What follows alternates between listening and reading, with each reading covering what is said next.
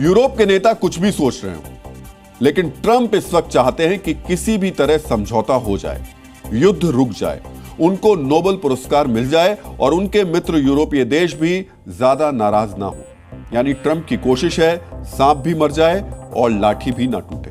लेकिन क्या अमेरिका के राष्ट्रपति ऐसा फॉर्मूला निकाल पाएंगे जिससे सांप भी मर जाए और लाठी भी ना टूटे? क्या ट्रंप पुतिन के फॉर्मूले पर यूरोपीय नेताओं को सहमत कर पाएंगे? और क्या यूरोपीय नेता व्हाइट हाउस में ट्रंप के दबाव का सामना कर पाएंगे? इसे समझने के लिए आपको पिछले कुछ समय के दौरान ट्रंप के फैसलों पर यूरोपीय नेताओं की प्रतिक्रिया के बारे में जानना चाहिए। शुरुआत ब्रिटेन के प्रधानमंत्री कीर स्टारमर से करते हैं, जो व्हाइट हाउस की महापंचायत में पंच भी हैं। स्टारमर ट्रंप की अमेरिका फर्स्ट नीति और मुस्लिम देशों पर यात्रा प्रतिबंध जैसी नीतियों की आलोचना कर चुके हैं। स्टारमर रूस को लेकर ट्रंप के नर्म रुख के भी आलोचक हैं। स्टारमर ने फिलिस्तीन को नया देश बनाने पर समर्थन दिया, जिसके ट्रंप विरोधी हैं।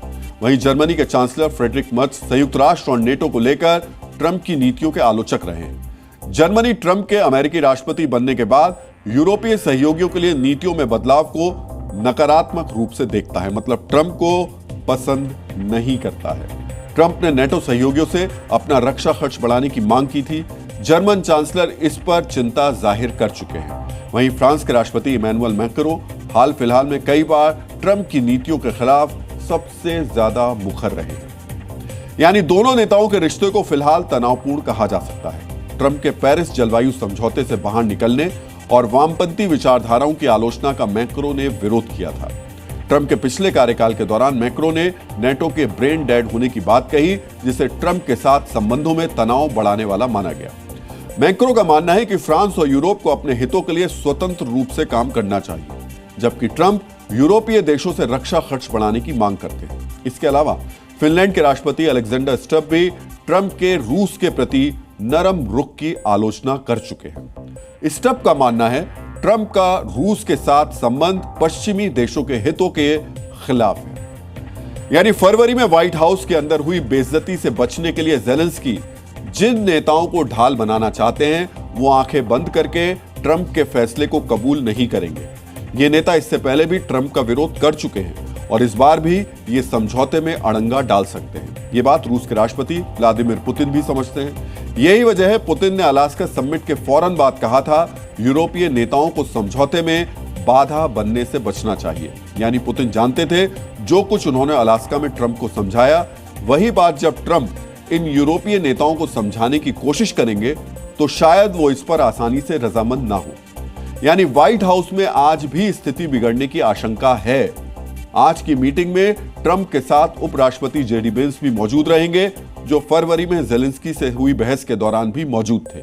यानी जो कुछ ज़ेलेंस्की के साथ फरवरी में हुआ, उसका सीक्वल आज भी दिखाई दे सकता है। ऐसा ना हो, इसके लिए व्हाइट हाउस में कोशिशें जारी हैं। इस वार्ता से पहले ज़ेलेंस्की ने ट्रंप के विशेष दूत कीथ केलॉग से मुलाकात की। इस बैठक का उद्देश्य ज़ेलेंस्की और ट्रंप के बीच होने वाली वार्ता के लिए तैयारियां करना था। कीथ केलॉग ट्रंप के वही दूत हैं जिन्होंने जून में पुतिन के समर्थक बेलारूस के राष्ट्रपति अलेक्जेंडर लुकाशेंको से मिन्स्क जाकर मुलाकात की थी। माना जा रहा है इसी मीटिंग में पहली बार ट्रंप और पुतिन की मीटिंग का खाका तैयार हुआ था और आज कीथ केलॉग ज़ेलेंस्की से भी मिल रहे हैं। इस बैठक से ठीक पहले यूरोपीय देश ज़ेलेंस्की के साथ एक तैयारी बैठक कर रहे हैं। यानी आप कह सकते हैं ट्रंप से बैठक के लिए यूरोपीय देश ज़ेलेंस्की को रिहर्सल करवा रहे हैं। इस बैठक का मकसद ट्रंप के साथ बैठक से पहले रणनीतिक चर्चा करना है। लेकिन इतनी कोशिशों के बावजूद अगर बात बिगड़ गई तो क्या होगा? क्या ज़ेलेंस्की को फिर से कहना पड़ेगा, बड़े बेआबरू होकर तेरे कूचे से हम निकले?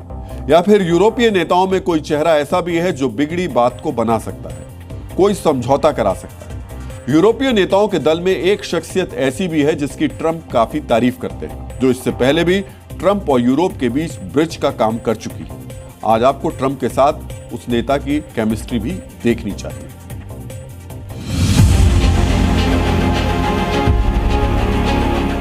आपने इटली की प्रधानमंत्री जॉर्जिया मेलोनी और अमेरिका के राष्ट्रपति डोनाल्ड ट्रंप की केमिस्ट्री देखी, और यही केमिस्ट्री व्हाइट हाउस में बात बिगड़ने पर यूरोप के काम आ सकती है। यानी अगर फ्रांस, ब्रिटेन और जर्मनी और यूरोपियन यूनियन मामला बिगाड़ेंगे तो मेलोनी दोनों पक्षों को समझा सकती हैं, क्योंकि रूस यूक्रेन जंग पर उनके विचार दूसरे यूरोपीय देशों से मिलते हैं और ट्रंप भी उनकी बातों को सुनते हैं। इससे पहले ट्रंप और जॉर्जिया मेलोनी के बीच अच्छी केमिस्ट्री ने यूरोपीय यूनियन और अमेरिका के बीच टैरिफ डील और कूटनीतिक मुद्दों पर प्रभाव डाला था। ट्रंप ने मेलोनी के साथ बैठक के बाद ही यूरोपीय यूनियन के साथ 100% जो हम बात कह रहे थे उस टैरिफ को लेकर बात की थी।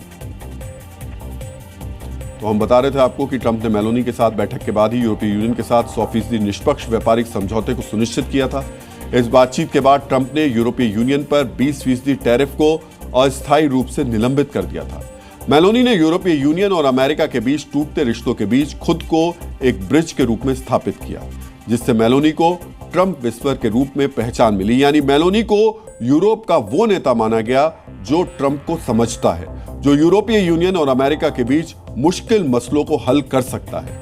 ट्रंप और मेलोनी दोनों ही अवैध प्रवासियों के मुद्दे पर सख्त हैं और दूसरे यूरोपीय देशों से अलग विचार रखते हैं। एक तरफ नेटो के सभी सदस्य देशों ने ट्रंप के उस प्रस्ताव पर आंखें टेढ़ी कर ली थी जिसमें वो नेटो देशों से रक्षा खर्च जीडीपी का 2% करने की बात कह रहे थे, लेकिन उस वक्त मेलोनी ने कहा इटली अगले नेटो बैठक में 2% का लक्ष्य हासिल करेगा। ट्रंप मेलोनी को इटली में शानदार काम करने वाली बेहतरीन प्रधानमंत्री बता चुके हैं। इसके अलावा ट्रंप ने मेलोनी को दुनिया की असली नेता भी कहा था। यानी ट्रंप मेलोनी की काबिलियत पर भरोसा करते हैं, लेकिन इस वक्त दूसरे यूरोपीय नेताओं के साथ उनकी केमिस्ट्री ऐसी बिल्कुल भी नहीं है। यही वजह है कि इस वक्त यूरोप के नेताओं के लिए स्थिति आगे कुआं और पीछे खाई वाली है।